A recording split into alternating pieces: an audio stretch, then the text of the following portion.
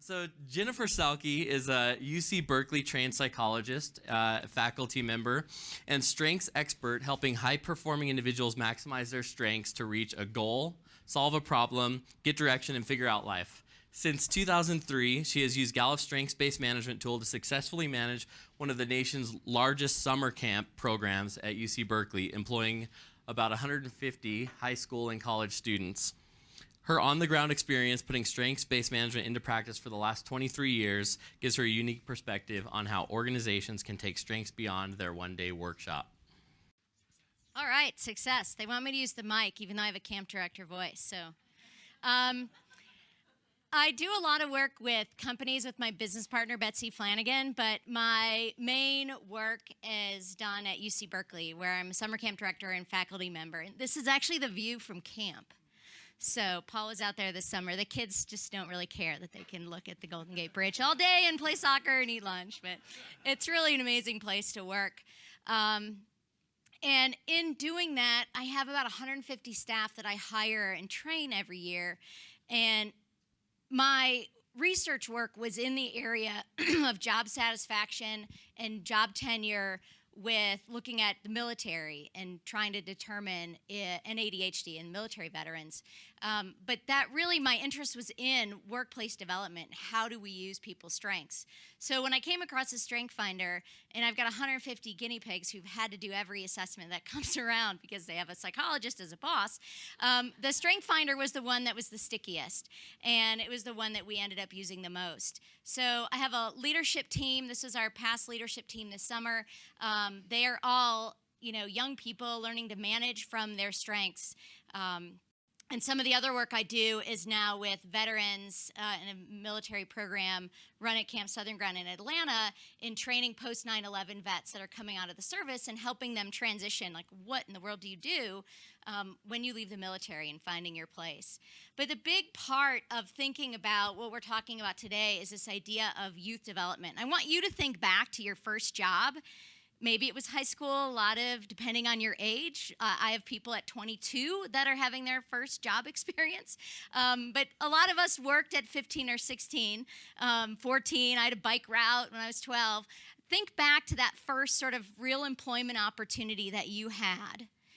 And think about what it meant to get that job and then work in that job. How many people talked about your strengths when you were in that workplace? When you think about, do I know what's expected of me at work? Like, you're kind of turning up just trying to figure it out in that first opportunity. And that's what I have is kids coming to me at 15 through 24. Many of them, I'm their first supervisor. And they're trying to figure out, like, what it is that they need to do. And when we think about that youth leader, I see them as very confident, and we know about millennials and Gen X, they're very confident, and yet they need direction.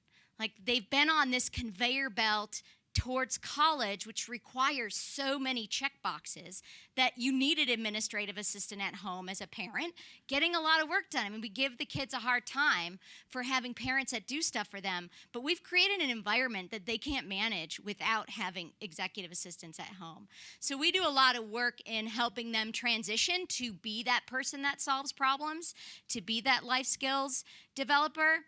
And the main system in what we do is the first thing we kick off with training is a large strength finder workshop. And that's a lot of the work that I do is large group, 200, 300 strength-based workshops, and getting them used to understanding the strengths material. And then from that, we start to get them into positions that allow them to use their strengths. So these are two of my staff members decided they wanted to do some entertainment in the morning and called it a radio show, which really confused kids who don't listen to the radio anymore. But when it comes to creating an environment where people want to come back every year, and the gentleman on the right has been with me at camp since he was 8. And he's now in his 30s. The other person's been at camp since he was 17. He now has a 4-year-old and is in his 30s as well. And when you create opportunities for them to be able to do the things that they want to do, they come back. year after year. And that's a big part, is creating that opportunity for people to use their strengths.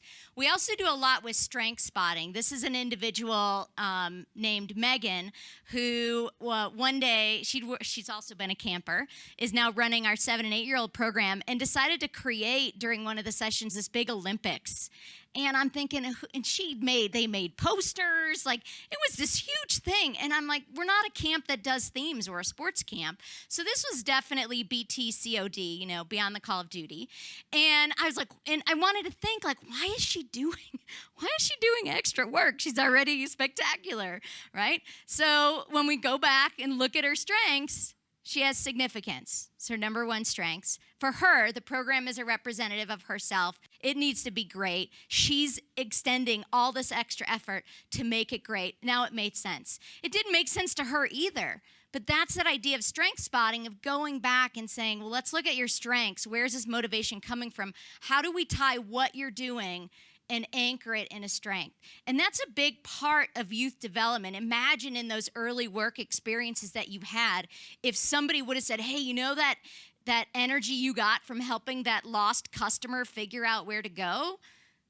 These are the strengths that were at work for you. And how can you apply that in your next job? That's what we need to do for our young people, is help them figure that out along the way. Another thing that we do is we teach them different concepts. As young workers, they need to learn to sort of manage the culture of the workplace. That idea of how do you communicate with your boss is new. For example, this was a text message I got. Hey, Jen, I just got a Harry Potter ticket at the last minute, and although I wasn't planning on attending the showing tonight, I decided to take advantage of this opportunity. I just want to communicate with you that I may be coming in late because I wanted to make sure that I'm rested and ready to work hard in the afternoon. I plan on arriving at 12. His start time was 8:30. I plan on arriving at 12, and since I'll miss work in the morning, I'll work during my scheduled break at lunch. How nice. He's going to work during his break. I hope my absence doesn't cause too much disturbance. So, you know, I deleted my first few replies. This came in at like 8:30 at night. Because I don't have the relationship themes. A lot of you do. Empathy's 32. So I don't come across thinking about how other people are going to feel when I speak my mind. And this is a learning opportunity, right? A learning opportunity to talk, you know, did you just text your boss that you're going to miss work because you're going to a movie and you need to sleep in, right? I hire a lot of international staff. Most of them are from Ireland, who end up in other types of situations, like the train from San Francisco shuts off at midnight. They didn't get on it, and I got a text from one of them of, Jen, we've, had a grievous error, and they were so apologetic. This is what we're going to do. It was a very different response because culturally they're trained differently in how to respond to that. And so this is an opportunity that we use to help teach young people of how do you ask for a day off? How do you say I can't come in? And this may not be the best way to do it because they're very trainable. Once I say this is how you need to do it, they're able to conform. A couple other concepts we teach. A motto the last 2 years has been only do what only you can do. That a big part of my work, I've Delegator is one of my top entrepreneurial talents, is helping them see this idea of delegating. That's a difficult skill if it's not a strength for you. But it's also this understanding of complementary partnerships. So we talk about this a lot in helping them delegate. This is another big piece that we do in understanding your perception of yourself versus how other people think of you. This came out of the work from the Strength Deployment Inventory, which is another assessment that I really love. And a lot of them are learning that other people have perspectives about them that are different than the way they think of themselves. You know, the kids are coming out of their family as their first community, and then what's happening is they're going into the workplace, and they think that's like their family community. And so that's one of the reasons we're seeing the workforce feeling like they seem entitled, because they came out of a family that now considered, where do you want to go on vacation? Like, they're part of the family discussions in a way that previous generations work, and they think that's how all adults should treat them. Like, you think about how I feel and consider that, and that's just not always the case at work. And so they're learning now, you mean you think I'm arrogant when I ask this, this from you? And so they're learning that the way they think about themselves is different than the way other people perceive them. Of course, we talk about the Q12. We do a lot of training with young managers about understanding, like, this is your playbook on how you need to manage people. This is how we're going to teach you to learn that idea of coaching. We also do a lot with teaching appreciation. And so in building that that idea of, does my supervisor or someone at work care about me as a person? And knowing that I don't come across in a lot of ways as caring with a lot of where my relationship strengths fall, but I really lean on that or someone else at work. So I need to be responsible to create a culture where people can care and show caring. And so we use the FISH philosophy is another program that I've done a lot of work and training in. And so we do these FISH cards where people can check off one of the 4 values, and they can write down something that they appreciate about each other. We also do these walls where people can put their name up and their strengths, and then people write them notes. But creating that culture and teaching young people that that's about work, that's how we work, is critical. We also look for ways for young kids to showcase their strengths. We have this young kid who just, they do the mic stuff at lunch, and this kid just really had a gift for getting on the microphone and wanting to, do the announcements. And so we're always looking for ways to showcase strengths and looking for our future staff. Some of the artifacts, when you're creating a culture shift, you want to think about artifacts. What tangible things do you have in your community, in your organization, that people can hold on to as part of that culture change? We do a strengths wall, where all the photos go up and everybody's strengths go on. And it's a way for the staff to come in and look at who they're working with, because there's so many people there, you don't always see them all. But it's also a way for me to figure out when I need somebody to do something. I have a spreadsheet, and I can just look up who has woo, because I'm going to send you out to do the carpool line, because I don't want to stand there talking to people for the next 20 minutes. But I sent somebody out there with woo, communication, and positivity, and it was really it was a job for a high school student, that carpool line duty, but I sent out a college student. I felt really bad, like she was going to feel demoted. And she came back and she was like, that was the best thing I've ever done. I just got to talk to people for the last 30 minutes. And I was like, thank God, that you thought it was it was great.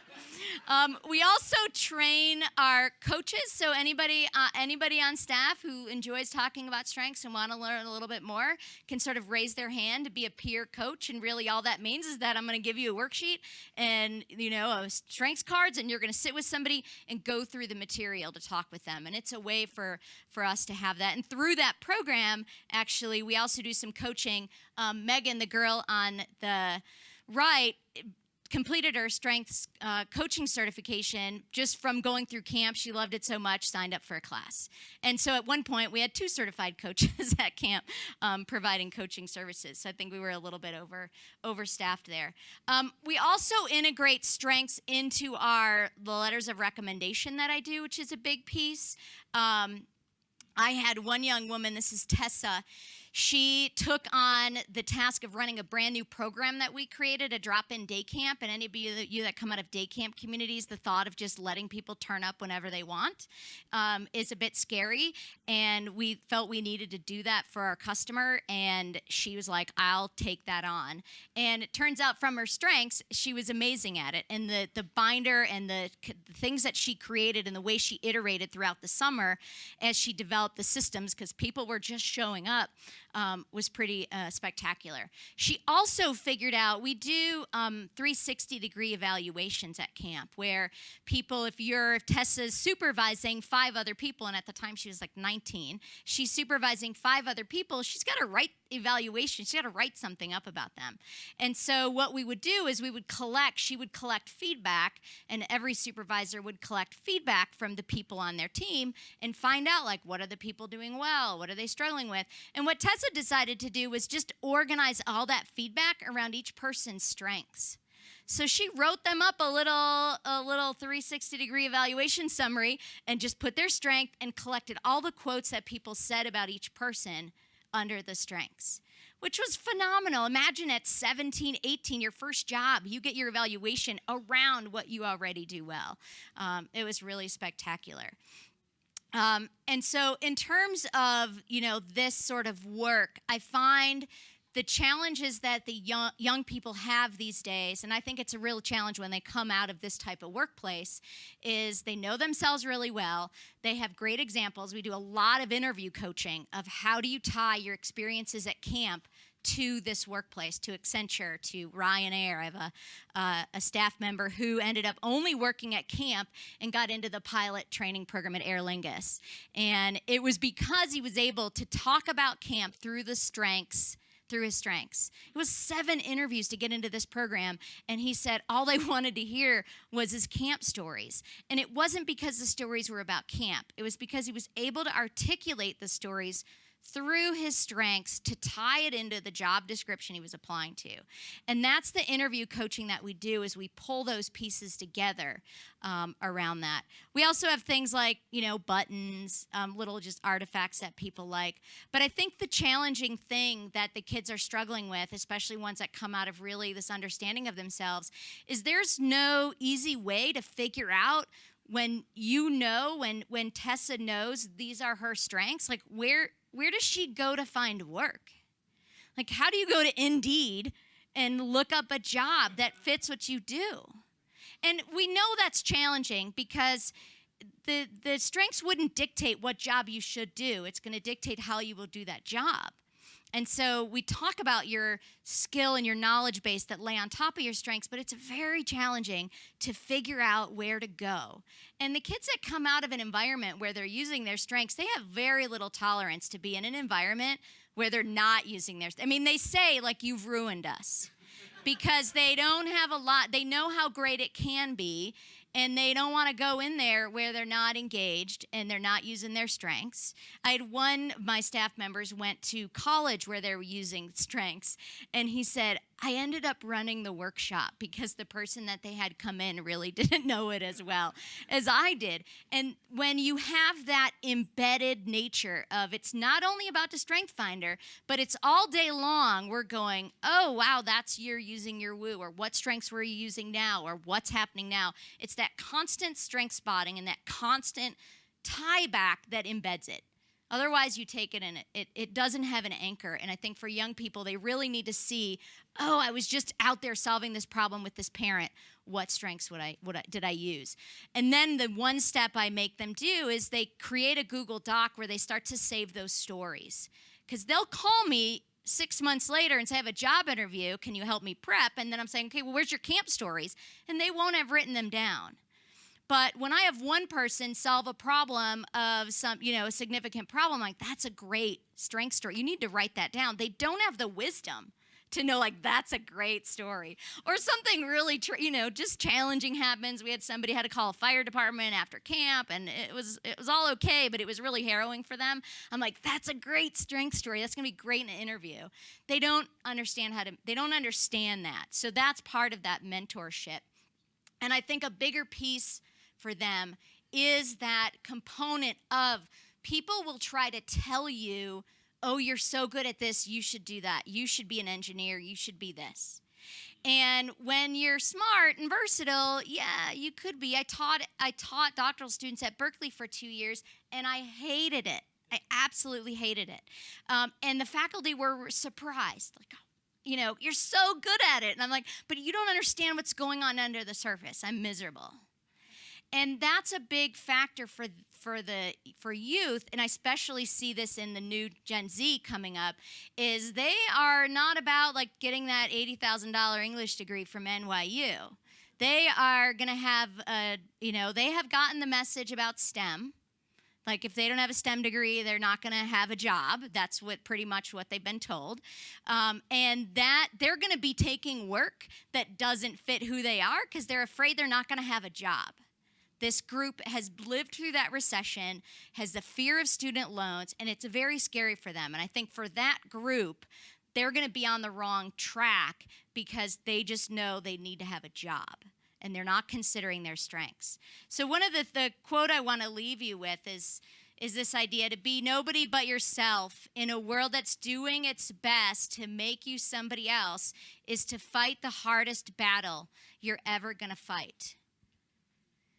And this is, I think, where the youth today are going to have to figure out who they are, figure out what their content knowledge that they have to offer, and then move steadfast in that direction while they're getting, I envision dodgeballs coming at them of like, you should be an engineer, and they're getting hit from all sides, and even from the culture of this is what you have to be doing. And I fear for this new generation coming up is they're going to make choices based on safety and security and not choices based on strengths, and I think you can have both, and we need to be there to help them figure that out. So thank you very much.